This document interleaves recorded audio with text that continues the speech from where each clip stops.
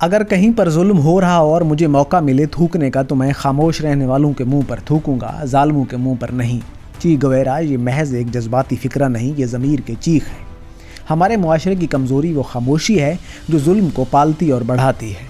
ظالم جب طاقتور بنتا ہے تو اس کی حقیقی طاقت ان لوگوں کے چپ سے بنتی ہے جو دیکھ کر بھی بولتے نہیں۔ چی گویرا کا یہ تیکھا بیان واضح کرتا ہے کہ مصلحت پسندی، بے حسی اور سہولت پسندی ظلم کے سب سے بڑی ہم نوائی ہے۔ خاموشی قبولیت بن کر مظلوم کی آواز دبا دیتی ہے۔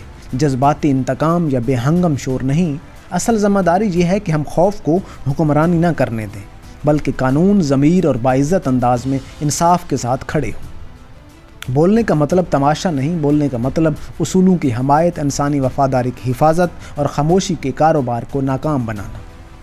آج اگر آپ ظالم دیکھتے ہیں اور چپ رہتے ہیں تو یاد رکھیے آپ کی خاموشی کسی اور کی آزادی چھین سکتی ہے۔ اگر آپ بولتے ہیں تو آپ نہ صرف ایک مظلوم کی پشت بنیں گے بلکہ آنے والی نسل کو بھی ہمت سکھائیں گے۔